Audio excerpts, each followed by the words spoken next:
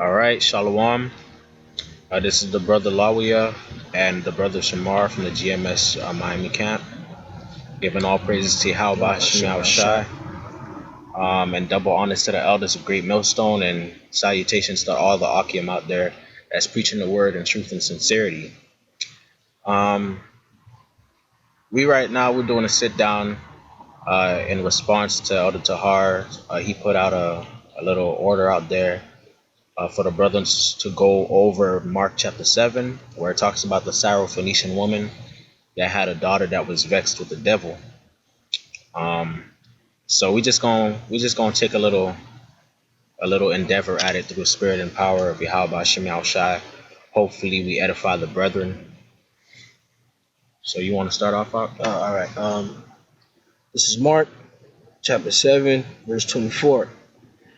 And from thence he arose and went into the borders of Tyre and Zidon. Right. Tyre and Zidon are two cities, two chief cities of Phoenicia, which is really North Palestine, really far North Palestine, bordering on the borders of Syria, or the territory of Syria. So he left and he went into Tyre, into the borders of Tyre and Zidon. Go ahead. Okay.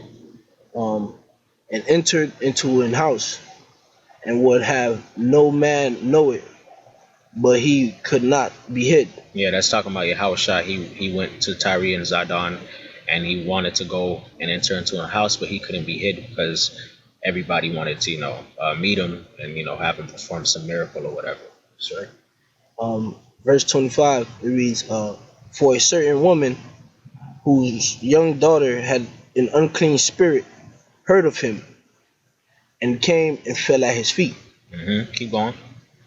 Verse 26, the woman was a Greek, a Syrophoenician by nation. Right. So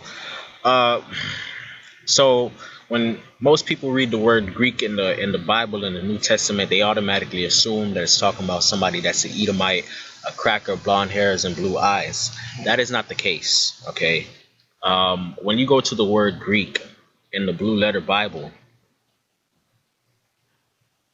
because in Mark chapter 7 it says the woman was a Greek, and when you go into that word, it's Hellenist, which is basically the female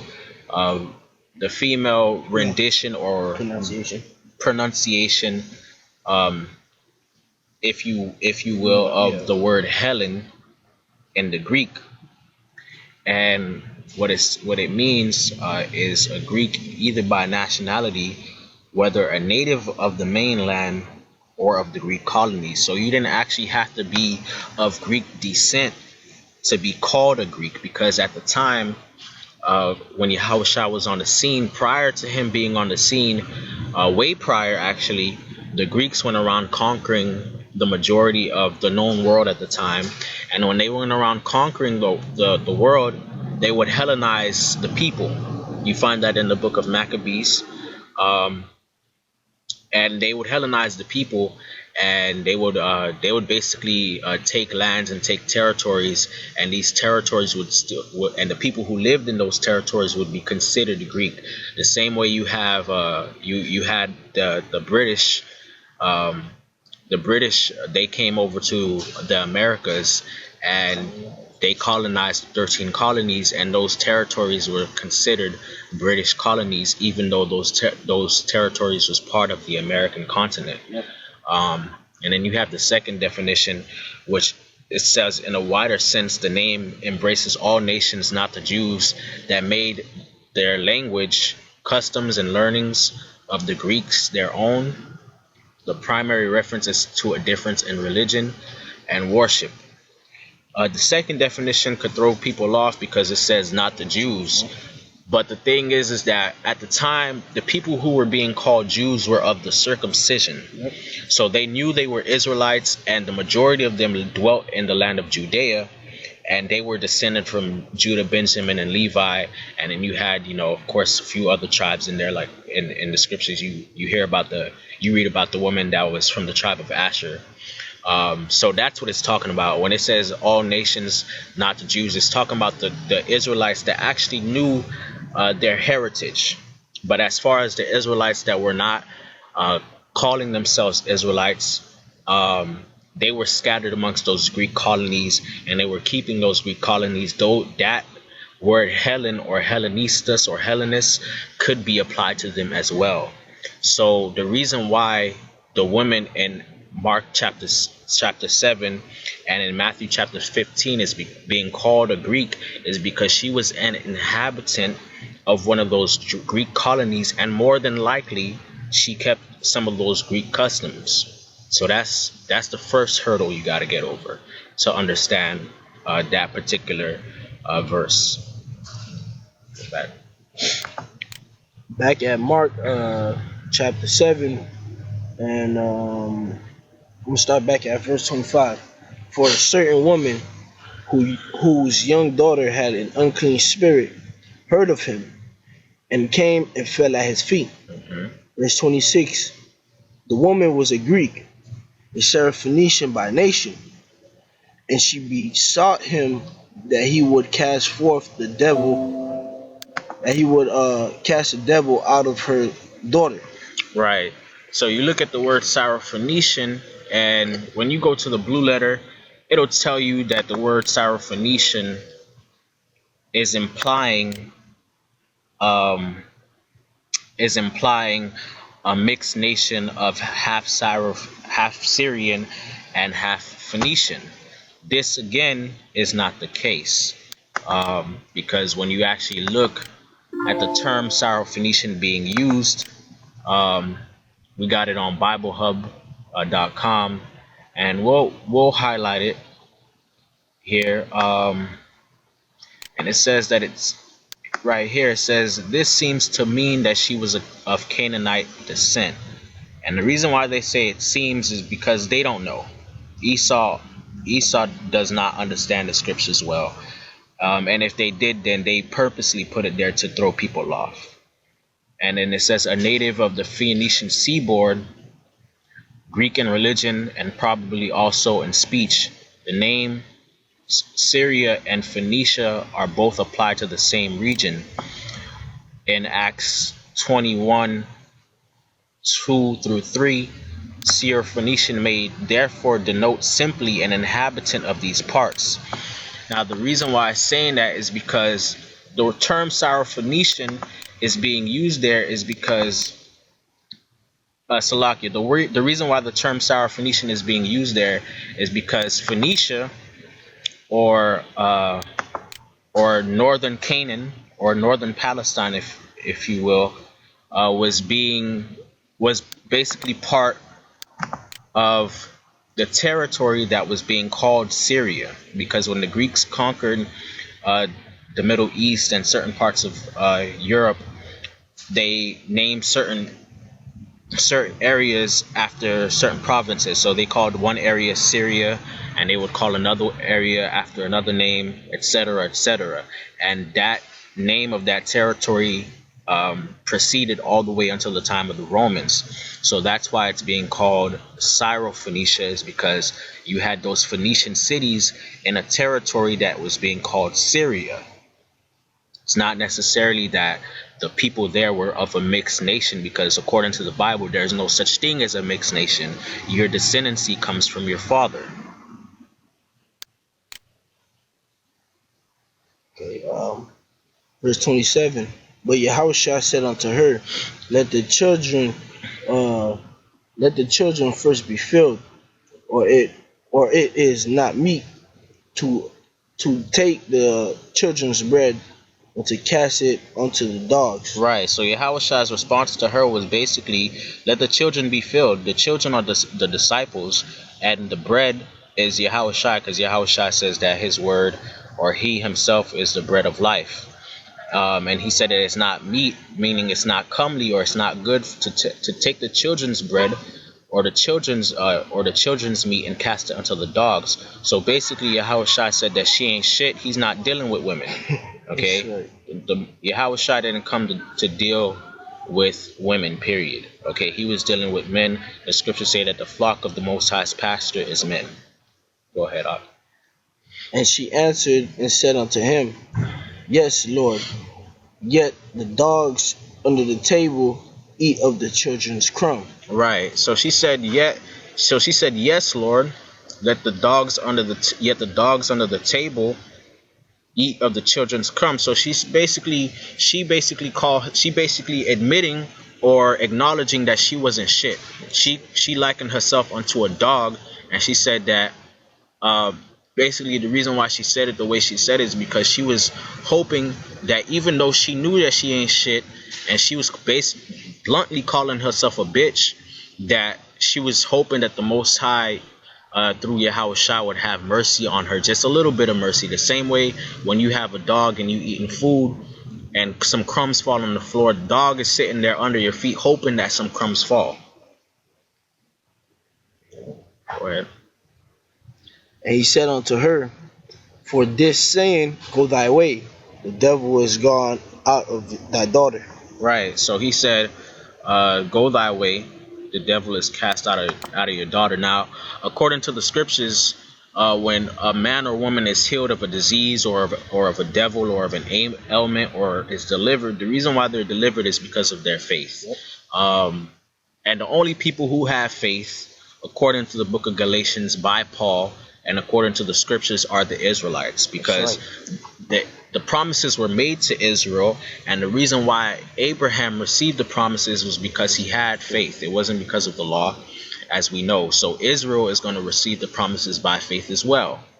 They're the only people who can have faith because the promises only pertain to them. Sure. All right, go ahead, read Matthew 15. All right, this is Matthew 15 and 22.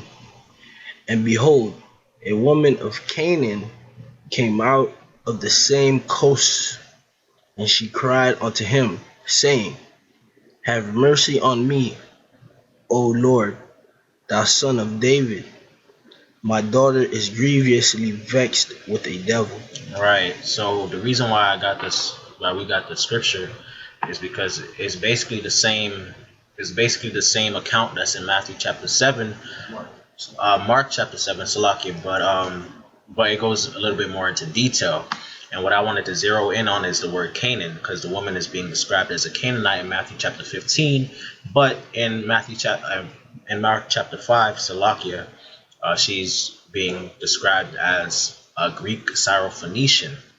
The reason why that is because Canaan and Phoenicia are interchangeable. They're basically the same region. And just because someone is being called a Canaanite doesn't necessarily mean that they are descended from the man Canaan, who was the son of Ham. You could be being called a Canaanite, and you could actually just be an inhabitant of the land of Canaan. That's why when you go in the Old Testament, I want to say maybe the book of Ezekiel, the Lord tells his people that thy nativity is of the land of Canaan. The reason why that is because our forefathers was in the land of Canaan, and they were sojourning there, waiting for the Most High to give them that land. So keep on reading on. Okay. Verse 23, it says, But he answered her not a word. Yeah, because the Lord's not dealing with women. Okay.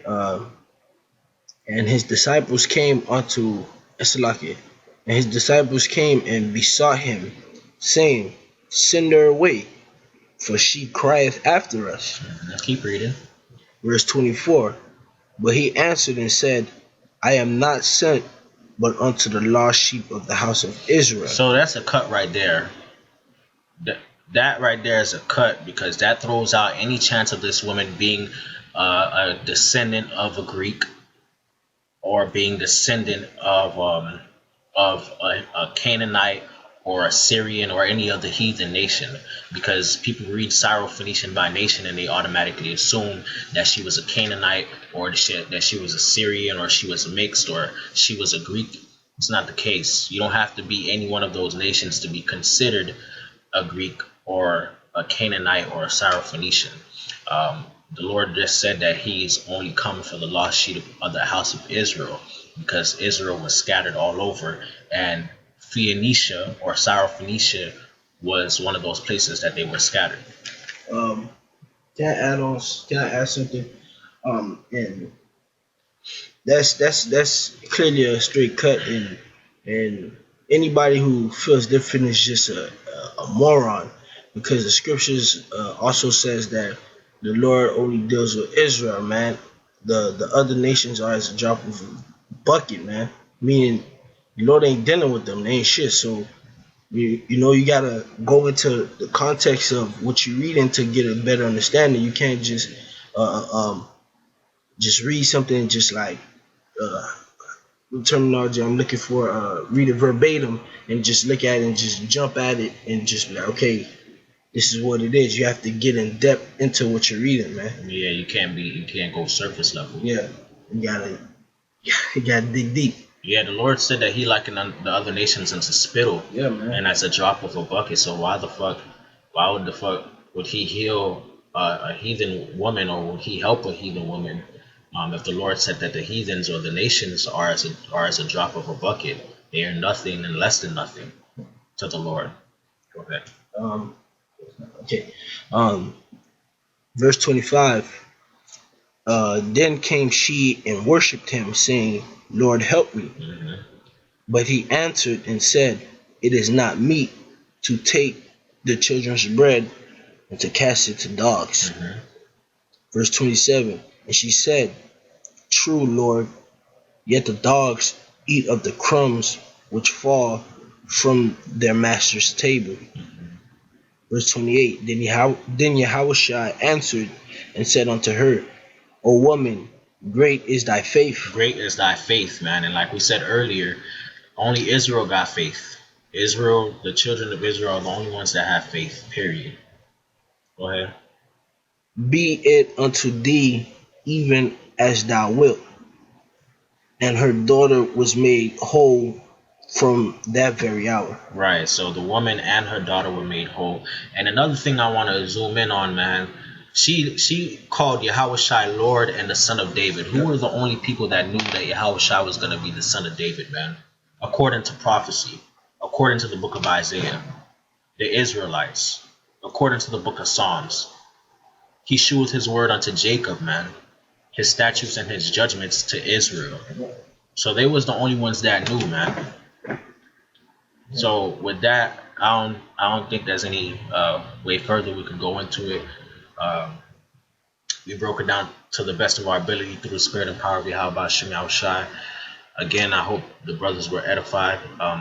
My name is Lawyer Shamar Mott from the GMS Miami camp. Giving all praises to Yahawah Bahasham Yahawashi. Salutations to the brothers out there doing the work in sincerity and in truth.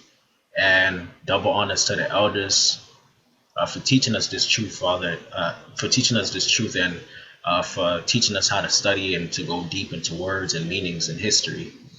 With that, I'm going to say shalom. Shalom.